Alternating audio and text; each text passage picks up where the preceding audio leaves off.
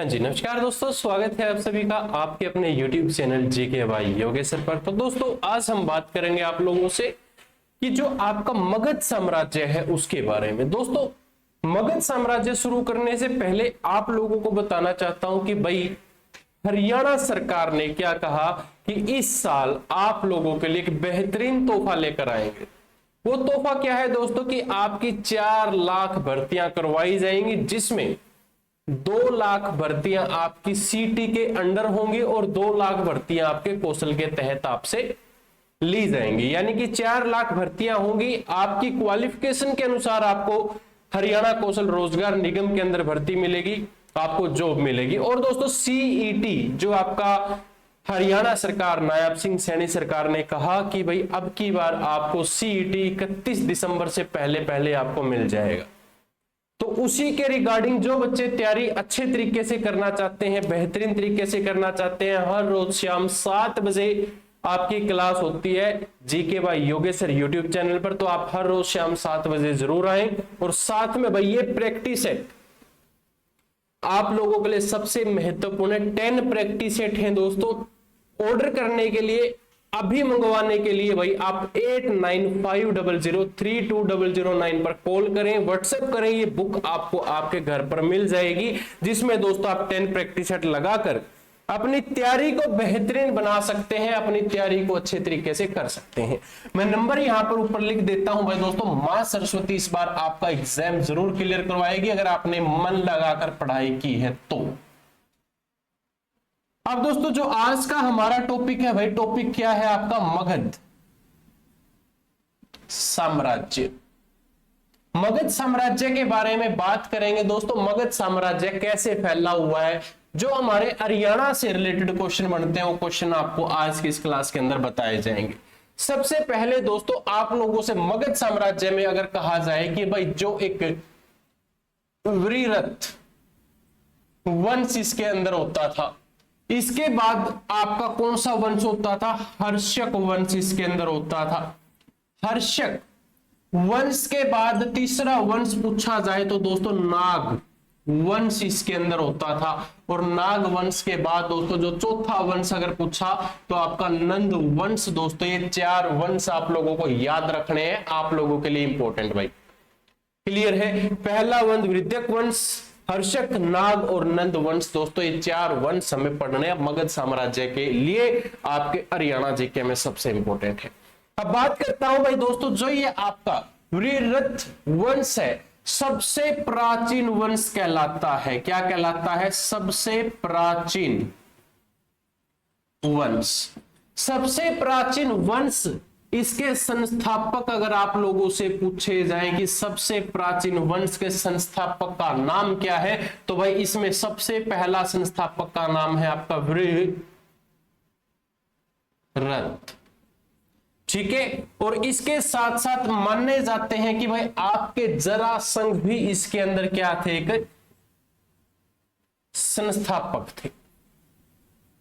इन दोनों लोगों को क्या कहा जाता है? आपके इस वंश का संस्थापक माना जाता है। दूसरी तरफ अगर मैं बात करूं हर्षक वंश के संस्थापक की, हर्षक वंश के संस्थापक कौन होते थे? आपके बिंबिसार होते थे। आप सभी को पता भी होगा भाई, बिंबिसार इसके क्या होते थे? आपके संस्थापक होते थे भाई। बिंबिसार मगध साम्राज्य का वास्तविक संस्थापक भी इनको कहा जाता है। आप नीचे नोट करके लिख सकते हैं। क्या लिख सकते हैं कि मगध साम्राज्य का वास्तविक संस्थापक भी इनको कहा जाता है। यहां तक क्लियर सभी का? इसके बाद हमारा नागवंश। भाई नागवंश से ज्यादा क्वेश्चन नहीं बनते। नागवंश के संस्थापक की बात की जाए तो नागवंश के संस्थापक का नाम है शिशुनाग भाई। नंद वंश की बात की जाए तो नंद वंश के अंदर आपका कौन होता है? महापद नंद। तो महापदम नंद दोस्तों आपके संस्थापक होते हैं। और महापदम नंद के समय में अगर मैं बात करूं भाई, आपका एक विश्वविद्यालय है जिसका नाम क्या है? तक्षशिला विश्वविद्यालय की नींव रखी गई थी। इनके समय में ही क्या किया गया था, तक्षशिला विश्वविद्यालय की भाई क्या रखी गई थी, नींव रखी गई थी। इसको सभी बच्चे एक बार ध्यानपूर्वक नोट कर ले, आप लोगों के लिए बेसिक पॉइंट है, बेसिक पॉइंट आपके यहां से बनते हैं। क्लियर यहां तक सभी का? वृहरद वंश सबसे प्राचीन वंश माना जाता है। संस्थापक पूछा जाए तो वृहरद और जरासंध इसके क्या होते थे, संस्थापक होते थे। उसके बाद हर्षक वंश के संस्थापक बिंबिसार, लेकिन मगध साम्राज्य का वास्तविक संस्थापक भी हम इनको कहते हैं। अगर आप लोगों से पूछे कि मगध साम्राज्य के वास्तविक संस्थापक का नाम बताओ तो नाम क्या रहेगा उनका, बिंबिसार रहेगा। आप लोगों को पता होना चाहिए भाई। क्लियर यहां तक सभी का? क्लियर है? हाँ जी। इसके अलावा हम बात करेंगे आपसे अगले पॉइंट्स के बारे में दोस्तों, जो आपके हरियाणा के एग्जाम्स में आप लोगों से पूछे जाते हैं भाई। तो अब हम नोट करेंगे कि बिंबिसार जो आपके मगध साम्राज्य के वास्तविक संस्थापक हैं, उनके राजवैद्य का नाम क्या है। अब हमारा जो क्वेश्चन है वो क्या है कि बिंबिसार का राजवैद्य, बिंबिसार का राजवैद्य का नाम पूछा जाए तो क्या रहेगा, जीवक रहेगा। जीवक से पूछ लिया जाए कि कहां का रहने वाला है, तो दोस्तों हरियाणा के रोहतक का रहने वाला है। हरियाणा में रोहतक का रहने वाला कौन है, आपका जीवक। और जीवक किसका राजवैद्य है पूछा जाए तो बिंबिसार का राजवैद्य है। और बिंबिसार वास्तविक संस्थापक माने जाते हैं मगध साम्राज्य के। यहां तक क्लियर सभी का? इसके बाद अगला जो पॉइंट दोस्तों आपके लिए सबसे इंपॉर्टेंट है वो क्या है कि नंद वंश से, नंद वंश का क्या पूछा जाता है आप लोगों से, अंतिम शासक पूछ लिया जाता है भाई। नंद वंश का अंतिम शासक का नाम पूछा जाए तो धनानंद क्या रहेगा, इसका अंतिम शासक रहेगा। धनानंद के समय में, यहां से एक पॉइंट हमारा बनता है कि धनानंद के समय में, किनके समय में, धनानंद के समय में सिकंदर ने क्या किया, भारत पर आक्रमण किया। सिकंदर ने भारत पर आक्रमण किए भाई। यहां तक क्लियर सभी का? किसके समय में सिकंदर ने भारत पर आक्रमण किए, अगर ये क्वेश्चन आ जाए तो धनानंद के समय में सिकंदर ने भारत पर क्या किए थे दोस्तों, आक्रमण किए। अब धनानंद से अगर आप लोगों से पूछा जाए क्या कि धनानंद का प्रधानमंत्री कौन था, धनानंद का प्रधानमंत्री का नाम अगर आप लोगों से पूछा जाए भाई, इंपॉर्टेंट क्वेश्चन है, पेपर में लगभग 4 से 5 बार आ चुका है, आपको पता भी होगा दोस्तों। धनानंद के जो प्रधानमंत्री का नाम है चाणक्य। चाणक्य को अन्य किस नाम से जानते हैं भाई, कौटिल्य के नाम से भी हम इसको जानते हैं, या आपके विष्णुगुप्त के नाम से भी इनको भाई कई बार पेपर में पूछा जाता है, विष्णुगुप्त भी दोस्तों इनको कहा जाता है। तो ये सभी नाम आपको पता होने चाहिए कि ये आप लोगों के लिए इंपॉर्टेंट बनते हैं। क्लियर यहां तक सभी का भाई, धनानंद तक क्लियर है? बहुत अच्छी बात है। अब हमने क्या कहा कि भाई धनानंद के समय में सिकंदर ने भारत पर क्या किए थे, आक्रमण किए थे। सिकंदर ने भारत पर आक्रमण किए, तो सिकंदर से एक क्वेश्चन बन जाता है, मैं यहां पर लिख देता हूं, विजिबल है, आप क्या लिखोगे कि सिकंदर का सेनापति कौन था। सिकंदर का सेनापति पूछा जाए तो जिसका नाम था सेल्यूकस निकेटर। क्या है, सेल्यूकस निकेटर दोस्तों क्या होता था, इनका सेनापति होता था। अब यहां से एक बार सभी बच्चे नोट डाउन कर ले, आप लोगों के लिए इंपॉर्टेंट है। अब मैं क्वेश्चन सेल्यूकस निकेटस के बारे में भी बताऊंगा जो आप लोगों के लिए इंपॉर्टेंट है। सेल्यूकस निकेटर का राजदूत होता था भाई एक। आपसे क्या पूछा जाए, मैं दोबारा रिपीट कर रहा हूं, धनानंद के समय में सबसे ज्यादा भारत पर आक्रमण किसने किए? आपके सिकंदर ने किए। सिकंदर का सेनापति कौन था? Seleucus Nicator. और अगला प्रश्न हमारा क्या बन जाता है कि सेल्यूकस निकेटर का राजदूत कौन था? भाई मैं यहां पर नाम लिख रहा हूं सिर्फ, सेल्यूकस निकेटर का राजदूत। तो सेल्यूकस निकेटर का राजदूत अगर आप लोगों से पूछा जाए तो दोस्तों मेगास्थनीज उसका नाम होता था। क्या होता था? मेगास्थनीज। क्या होता था? उसका नाम होता था। अब यहां से आप लोगों का एक क्वेश्चन है, इंपॉर्टेंट हो जाता है। कैसे हो जाता है? क्योंकि भाई सेल्यूकस निकेटस का जो राजदूत मेगास्थनीज होता है, मेगास्थनीज ने एक पुस्तक लिखी थी। आप लोगों से अगर पूछ लिया जाए क्या कि इंडिका पुस्तक के लेखक का नाम बताएं तो कौन है? भाई मेगास्थनीज है। मेगास्थनीज की पुस्तक आप अलग अलग सीक्वेंस में लिखना, कभी आप एज इट इज ऐसे ड्राइंग बना के लिख दो ताकि आपको दिक्कत ना हो। भाई आप नीचे सीक्वेंस में लिखना क्या? मेगास्थनीज की पुस्तक, जिसका नाम क्या है पूछा जाए तो मेगास्थनीज की पुस्तक का नाम रहेगा इंडिका। इंडिका क्या है इसकी? भाई एक पुस्तक का नाम है। यहां तक क्लियर कर लो एक बार ताकि मैं इसको दोबारा फिर रिपीट कर दूं भाई आप लोगों के सामने। क्लियर यहां तक सभी का? एक बार इतना क्लियर है तो मैं उसके बाद मेगास्थनीज के बारे में आप लोगों को थोड़ा सा एक पॉइंट और बताऊंगा, लेकिन उससे पहले हम इसको रिपीट करेंगे। भाई सबसे पहले बिंबिसार का राजवैद्य का नाम अगर आप लोगों से पूछा जाए तो बिंबिसार के राजवैद्य का नाम हमें पता होना चाहिए, जिसका नाम है जीवक। अब यहां से हरियाणा जीके का, इतिहास से निकलकर हरियाणा जीके का एक क्वेश्चन बन जाता है कि वह जीवक जो बिंबिसार के राजवैद्य थे, हरियाणा में किस स्थान के रहने वाले थे? स्थान का नाम है रोहतक, और ये रोहतक के रहने वाले आपके जीवक राजवैद्य होते थे मगध साम्राज्य के अंदर। किसके? बिंबिसार के। क्लियर? उसके बाद नंद वंश का अंतिम शासक अगर आप लोगों से पूछा जाए कि मगध साम्राज्य के अंदर नंद वंश का अंतिम शासक का नाम क्या है, तो नाम क्या रहेगा उनका? धनानंद।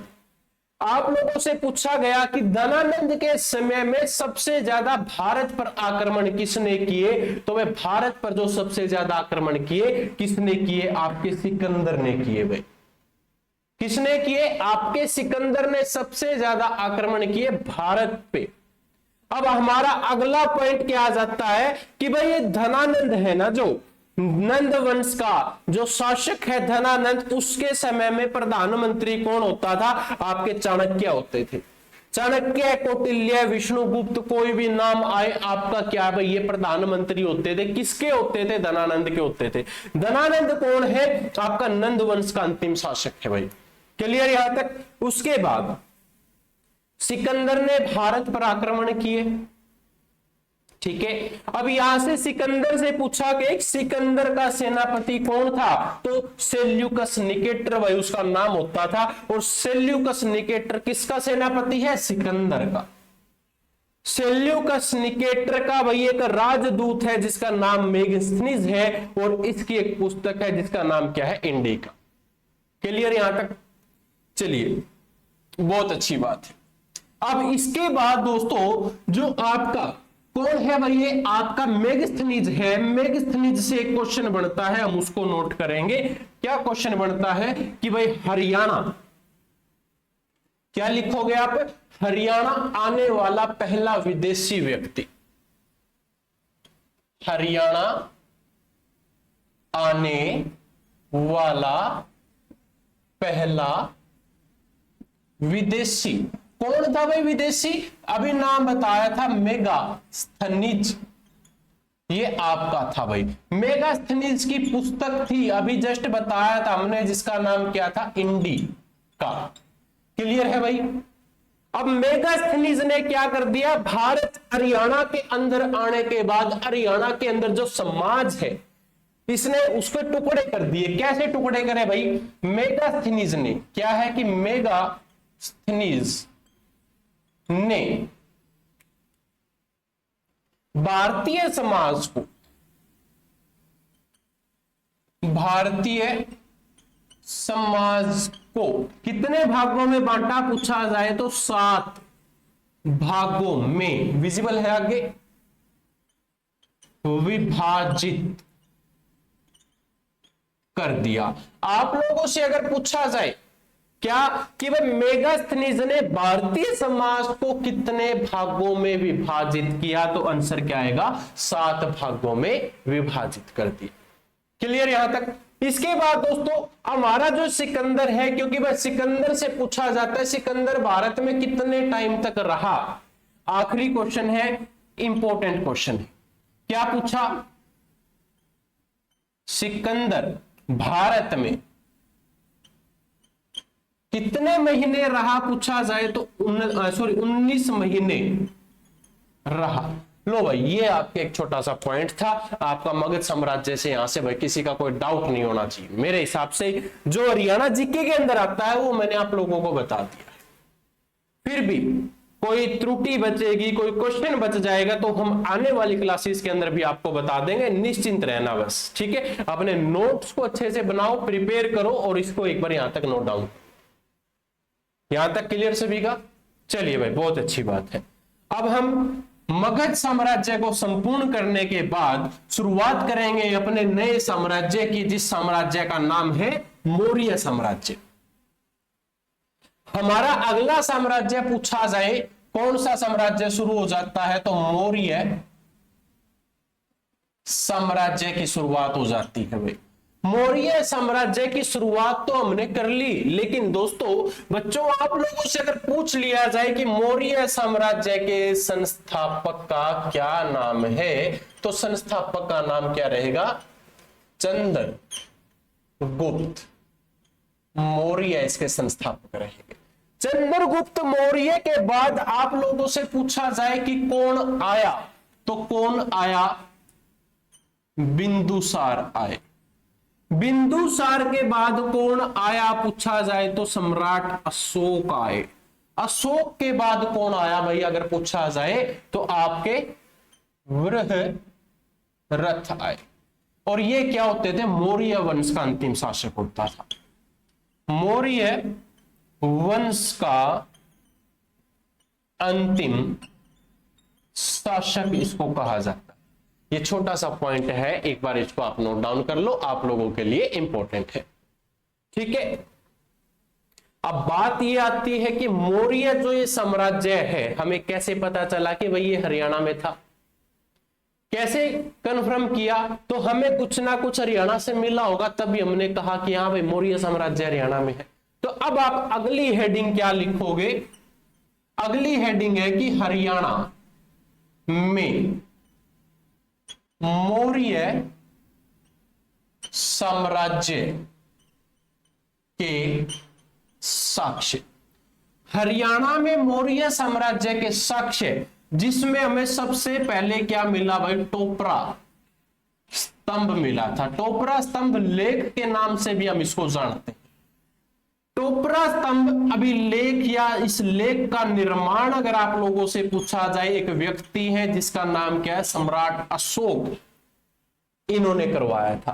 सम्राट अशोक को क्या कहा जाता है, बौद्ध धर्म का अनुयायी भी इनको कहा जाता है। यहां तक क्लियर सभी का। इस पॉइंट को छोटे से को नोट कर लो, आप लोगों से पूछा जा सकता है भाई। मैं इसको रफ कर देता हूं, आपने शायद नोट डाउन भी कर लिया होगा कि भाई चंद्रगुप्त मौर्य इस वंश के क्या रहेंगे, संस्थापक रहेंगे। उसके बाद कौन आया, उसके बाद कौन आया, आप लोगों को पता है, ठीक है। क्वेश्चन नंबर 2 हमारा यहाँ पर भाई, हमें अभिलेख जो साक्ष्य मिले हैं वो साक्ष्य हमें शुद्ध गांव से भी मिला था। शुद्ध गांव कहां पर है आपका, जगाधरी के अंदर। जगाधरी आपका कहां पर है, यमुना नगर के अंदर स्थित है। यमुना नगर के अंदर इस जगाधरी में हमें क्या है, 12 खड़ी में लिखा एक अभिलेख मिला था। 12 खड़ी बोली भी लगा सकते हो, या 12 खड़ी के अंदर दोस्तों आपको क्या लिखा मिला था, एक अभिलेख मिला था। 12 खड़ी में क्या मिला, एक अभिलेख मिला। और उसी अभिलेख के तहत हमें पता चला कि भाई हाँ ये किससे जुड़ा हुआ, मौर्य साम्राज्य से जुड़ा हुआ है। भारत में अभिलेखों का जनक किसे कहा जाता है, अगर ये क्वेश्चन आ जाए तो अभिलेखों का जनक, अभिलेखों का जनक, अभिलेखों का जनक कौन है? सम्राट अशोक है भाई। कौन है दोस्तों पूछा जाए तो सम्राट अशोक को अभिलेखों का जनक कहते हैं। अभिलेख सम्राट अशोक के समय में कितने प्रकार के होते थे, तो यहां पर लिख देता हूं भाई, अभिलेख 3 प्रकार के होते हैं। अभिलेख 3 प्रकार के होते हैं। पूछा जाए सर जी पहला प्रकार बताओ, तो पहला प्रकार है आपका स्तंभ लेख। सर जी दूसरा प्रकार क्या है, तो दूसरा प्रकार है आपका शिल्प लेख। आपसे तीसरा प्रकार पूछा जाए तो वह जिसको हम क्या कहते हैं, गुहा लेख। ठीक है, मैं इसको लिख देता हूं, क्या है कि गुहा लेख। ये 3 प्रकार के आपके क्या होते हैं, अभिलेख होते हैं। ठीक है, इसके बाद हमारा आखिरी तीसरा पॉइंट आ जाता है भाई। 2 पॉइंट हमने जान लिए। पॉइंट नंबर 3 हमारा थानेसर के अंदर भी हमें क्या मिला था, स्तूप मिला था। थानेसर स्तूप के नाम से हम इसको जानते हैं। थानेसर स्तूप का निर्माण पूछा जाता है जस्ट किसने करवाया था, तो सम्राट अशोक ने करवाया था। और इसी स्तूप से हमें क्या मिले थे, बौद्ध धर्म की क्या मिली थी भाई, धातु की प्रतिमा मिली थी। ठीक है, इसके बाद हमारा पॉइंट नंबर 4 विजिबल है सभी को। पॉइंट नंबर 4 है आपका अग्रोहा। अग्रोहा से हमें क्या मिला, एक अभिलेख मिला था। अग्रोहा अभिलेख दोस्तों किसका प्रतीक है, ये अग्रोहा अभिलेख प्रतीक माना जाता है भाई। प्रतीक किसका, आपके बौद्ध धर्म का।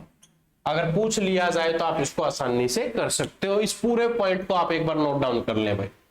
आप लोगों से मौर्य साम्राज्य के संस्थापक पूछा जाए, सबसे इंपॉर्टेंट हमें याद रखना है कि मौर्य साम्राज्य में जब भी कोई क्वेश्चन बनेगा तो आपको ये 3 प्रकार के अभिलेखों के बारे में पता होना चाहिए। और अभिलेखों के जनक अशोक को कहा जाता है। और जहां पर भी आपको हरियाणा में बौद्ध धर्म के साक्ष्य मिले तो सोच लेना अशोक का वहां से कुछ ना कुछ संबंध है। क्लियर, चलिए पॉइंट 4 हमने पढ़ लिए। 4 के बाद अगला पॉइंट नंबर 5 करनाल अभिलेख। करनाल से भी हमें क्या मिले थे, अभिलेख मिले। तो अब आप पॉइंट नंबर 5 नोट करो, करनाल अभिलेख। पॉइंट 5 क्या कहता है, करनाल अभिलेख। करनाल अभिलेख मौर्यों के पतन के बाद भारत पर स्वदेशी वंश और विदेशी वंश ने क्या किया था, शासन किया था भाई। करनाल इस बात का साक्ष्य है। क्या है, मौर्यों के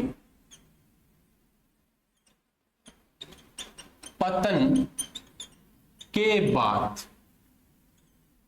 भारत पर स्वदेशी वंश और विदेशी वंश ने शासन किया। ठीक है, स्वदेशी वंश कौन कौन से हैं, पहले तो हम इसको जान लेते हैं भाई। स्वदेशी वंश, आप लोगों से पूछ ले कि स्वदेशी वंश बताओ, तो स्वदेशी वंश में आपका सबसे पहला वंश है सुगवंश। सुगवंश, कण्व वंश, कण्व वंश के बाद सातवाहन वंश के नाम से भी हम इसको जानते हैं। सुग वंश के अंदर हमें सुगकालीन सिक्के भी मिलते हैं। सुगकालीन सिक्के भी हमें यहां पर देखने को मिलते हैं। सुगकालीन सिक्के हरियाणा में कहां से प्राप्त हुए, तो हरियाणा में सुद गांव से प्राप्त हुए। शुद्ध गांव कहां पर है? यमुनानगर। YNR का मतलब भाई यमुनानगर है, इसको ध्यान से समझ लेना। कभी आप सोचो कि YNR क्या है, बाद में कंफ्यूजन हो जाए आपको। ठीक है भाई।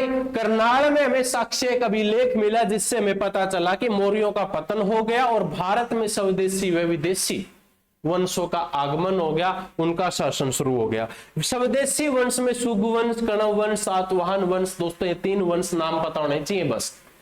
शुग वंश के अंदर शुगकालीन सिक्के हमें कहां से मिले? शुद्ध गांव, जगाधरी, यमुनानगर से हमें ये सिक्के मिले थे। क्लियर है? चलिए भाई, इसके बाद आता है आपका विदेशी वंश। अगला पॉइंट आप पॉइंट नंबर 2 नोट कर लो, जिसको हम किस नाम से जानते हैं? विदेशी वंश के नाम से जानते हैं। अब हमारा दूसरा पॉइंट है, क्या कहता है? विदेशी वंश। विदेशी वंश ये कहता है कि विदेशी वंश का जब आगमन हुआ तो हमारे भारत के अंदर यूनानी, हिंद यूनानी आ गए थे। कौन आ गए? हिंद यूनानी। हिंद यूनानी की बात करें तो भाई इसके साथ साथ शक, शक के बाद पहलव, और पहलव के बाद वह कुषाण भी इसके अंदर क्या थे? शामिल थे।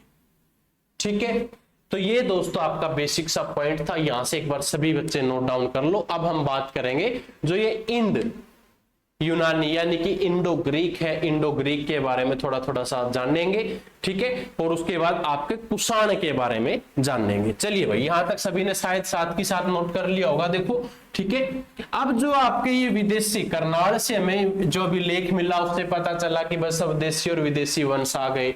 ठीक है, इंड यूनान, इंडो ग्रीक। दोस्तों यहां से आपका पहला पॉइंट जो इंपॉर्टेंट है, हिंद यूनान, इसको हम क्या कहते हैं? इंडो ग्रीक के नाम से भी जानते हैं। हरियाणा में इंडो ग्रीक सिक्के पूछ लिए जाते हैं कि कहां से मिले। क्वेश्चन क्या है कि हरियाणा में इंडो ग्रीक सिक्के मिले, ये आपका क्वेश्चन है भाई। हरियाणा में हमें इंडो ग्रीक सिक्के कहां से मिले? आंसर आएगा 2 जगह से मिले थे। सबसे पहली जगह का नाम है खोखरा कोट। कहां पर है? आपके रोहतक के अंदर खोखरा कोट है। दूसरा आपको कहां से मिले भाई? नौरंगाबाद से। नौरंगाबाद कहां पर है? आपके भिवानी के अंदर स्थित है भाई। यहां तक क्लियर सभी का? भारत में सबसे पहले सोने के सिक्के चलाए थे, किसने चलाए थे? इंड यूनान ने। तो आप अब नोट कर लो इस पॉइंट को भी। अगर आप लोगों से पूछे कि भारत में सबसे पहले सोने के सिक्के किसने चलाए, तो इंड यूनान यानी कि इंडो ग्रीक ने चलाए थे। क्या क्वेश्चन है कि भारत में सबसे पहले सोने के सिक्के चलाए, किसने चलाए? आपके हिंद यूनान इंडो ग्रीक ने चलाए थे। यहां तक बेसिक पॉइंट आपका क्लियर भाई? चलिए, बहुत अच्छी बात है। अब हमने जाना था इंड यूनान के अंदर कुषाण के बारे में भाई। किसके बारे में जाना था? कुषाण के बारे में। तो कुषाण के बारे में जान लेते हैं। सबसे पहले तो कुषाण के संस्थापक का नाम जानते, पेपर में पूछा जाता है कुषाण के बारे में। कुषाण के संस्थापक का क्या नाम है? कुजुल, कुजुल कफ फिशेस। हाँ, कुजुल कफ, एक सेकंड, विजिबल नहीं होगा शायद आगे तक, एक सेकंड भाई। कुजुल कड फिशेस के नाम से इनको जाना जाता था भाई। नीचे लिख देता हूं पूरा नाम, कुजुल कड फिशेस। ये क्या होते थे? आपके संस्थापक होते थे कुषाण वंश के। कुषाण कालीन सिक्के अगर पूछ लिए जाए, पॉइंट नंबर 2 हमारा यहां से क्या बनता है कि कुषाण कालीन सिक्के। कुषाण कालीन सिक्के दोस्तों हमें कहां से मिले थे? तो मिताथल से मिले थे। मिताथल कहां पर है? आपके हरियाणा के भिवानी के अंदर है, और यहीं से हमें प्राप्त हुए थे क्या? सिक्के। कुषाण कालीन सिक्के शुद्ध सोने के सिक्के होते थे भाई, ये बात भी आपको पता होनी चाहिए। शुद्ध सोने के सिक्के आपको किस काल में मिले? तो कुषाण काल के अंदर मिले थे। क्लियर यहां तक? कुषाण काल सिक्के के बाद आता है आपका कुषाण कालीन मूर्तियां। कुषाण कालीन मूर्तियां आपको कहां से प्राप्त हुई? आंसर आएगा हरियाणा के रोहतक से। ठीक है, एक आखिरी पॉइंट, कुषाण शैली का स्तंभ द्वार आप लोगों से पूछा जाए, क्या है कि कुषाण शैली का, कुषाण शैली का स्तंभ द्वार, तो ये कहां पर है दोस्तों? ये आपके हरियाणा के रोहतक के अंदर स्थित। यहां तक क्लियर कर लो दोस्तों। ये आपका क्या था भाई? कुषाण कालीन से जुड़े हुए कुछ महत्वपूर्ण पॉइंट थे जो आप लोगों को पता होने चाहिए। इसमें से अगर किसी बच्चे का कोई डाउट हो, क्वेश्चन हो, क्वेरीज हो तो आप मुझे बता सकते हैं।